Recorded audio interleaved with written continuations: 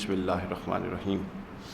آج اس مختصر نشست میں اپنے تسلسل کو جاری رکھتے ہوئے قرآن فہمی کے حوالے سے میں کچھ معروضات پیش کر رہا ہوں۔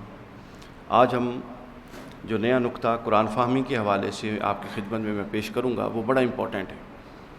گزشتہ جمعہ ہم نے ذالک الکتاب لا ریب فیہ اس کی روشنی میں یہ بتایا تھا کہ قرآن فہمی کا دروازہ صرف اس شخص پر کھلتا ہے جو قرآن کہتا ہے کہ قرآن کے پاس بغیر کسی شک کی کیفیت پہ آئے، کسی حوالے سے بھی قرآن کے حوالے سے شک کی کیفیت اس کے اندر نہ ہو، اور دوسرا قرآن مجید کہتا ہے کہ وہ تقوی کے ساتھ آئے، اور تقوی کے درجات ہیں آغاز سے اختتام تک، اور جو تقوی یہاں پر ابتدائی آیت میں ہے اس سے مراد بنیادی انسانی فطرت اور بنیادی انسانی شرف کے خلاف ہر کام سے رک جانا، یہ تقوی۔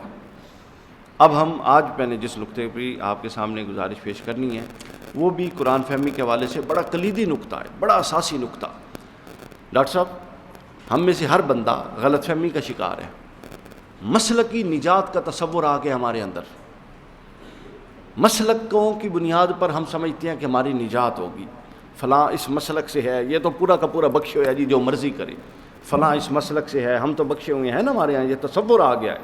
یہ تصور قرآن کی نصوص سے سری ٹکراتا ہے، یہ سری غیر اسلامی تصور ہے۔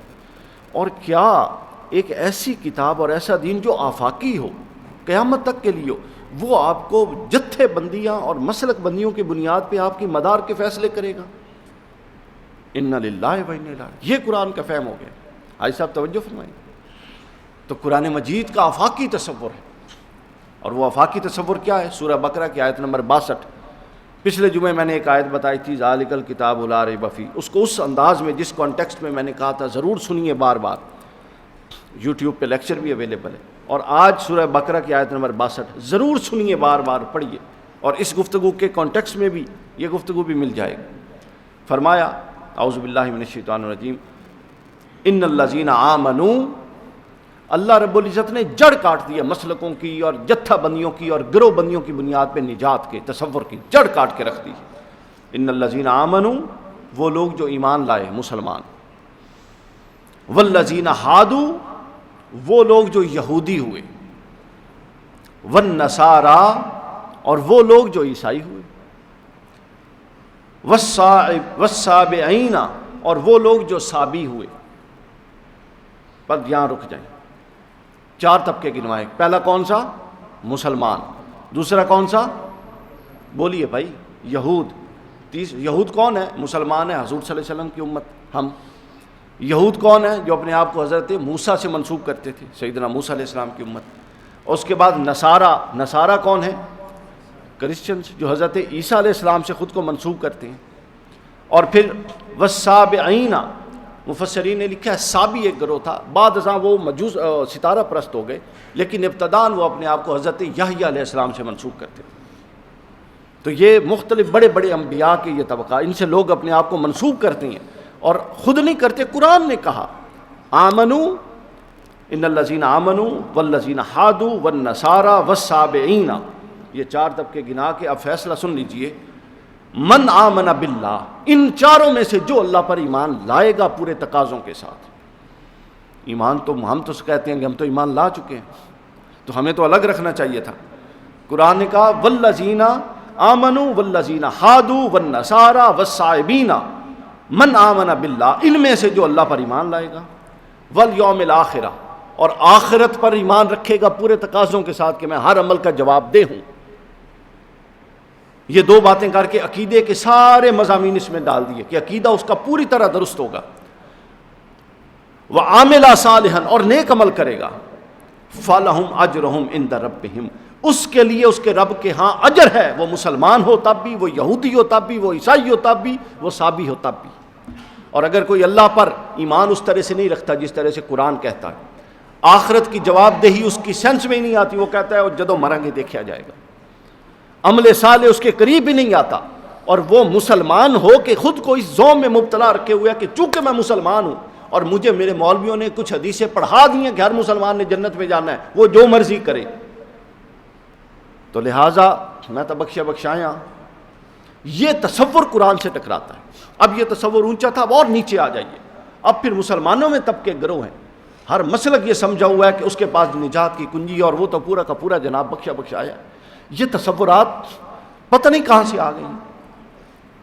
اس صدی میں منہاج القرآن نے ان تصورات کی نگیشن قرآن کی بنیادوں پر کیا ہے سب سے پہلے۔ یہ وہ تجدیدی کام تھا شیخ الاسلام کا۔ تو قرآن نے تو جڑ کاٹ کے رکھ دیا۔ کوئی مکتبہ فکر ہمارے ہاں کیوں سب کو یکساں طور پہ امپورٹنس حاصل ہے؟ آپ تو مسلکوں کی بات کرتے ہیں، قرآن تو مذاہب کو ایک پیمانے میں تولتا ہے۔ کیوں؟ انصاف۔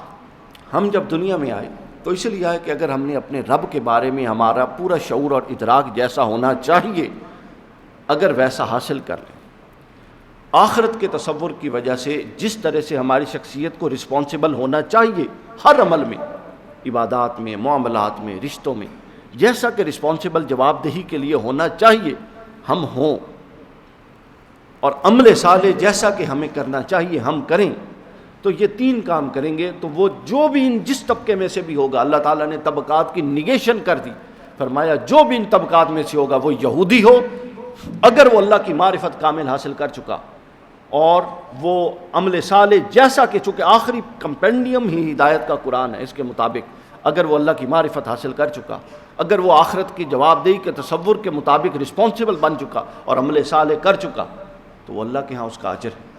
اور اگر مسلمان ہے اور وہ آخرت کا تصور رسپانسبل جس طرح سے ہونا چاہیے نہیں ہے، اور اللہ کی معرفت جیسی ہونی چاہیے نہیں ہے، تو اللہ کے ہاں اس کے لیے کوئی اجر نہیں ہے۔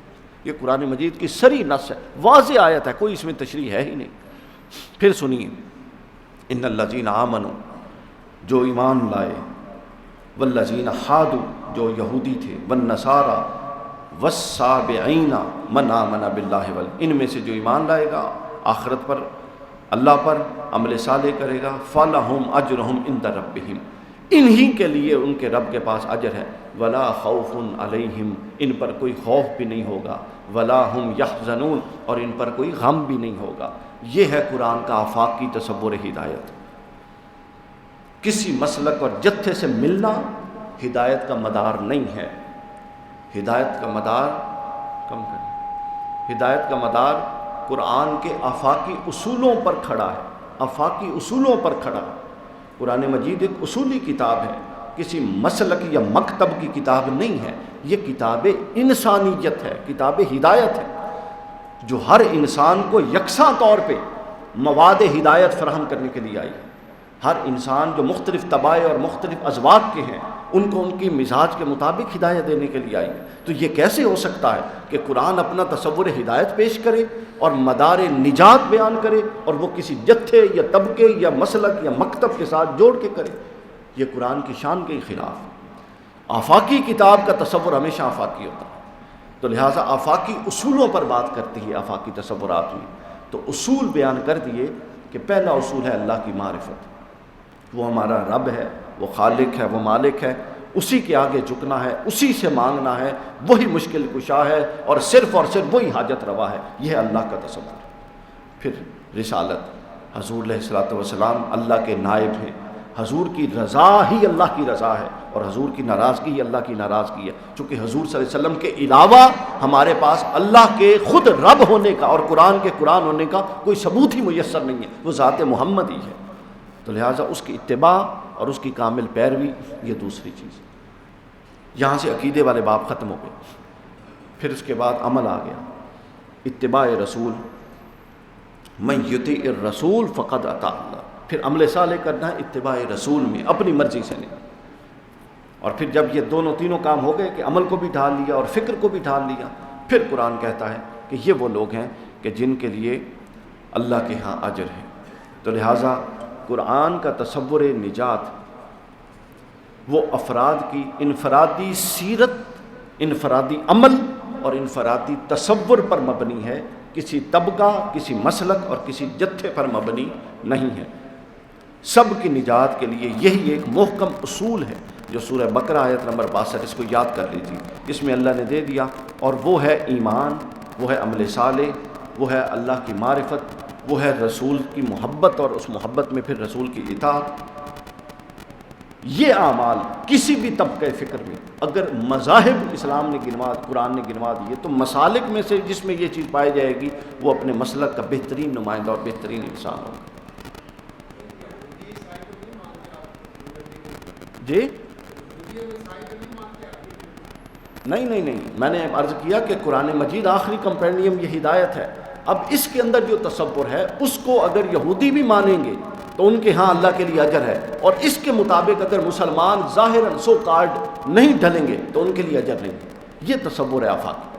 تو اللہ تعالیٰ سے دعا ہے کہ ہمیں قرآن مجید کے ان آفاقی تصورات پر عمل کرنے کی توفیق عطا فرمائے۔ والسلام وما علینا الا البلاغ۔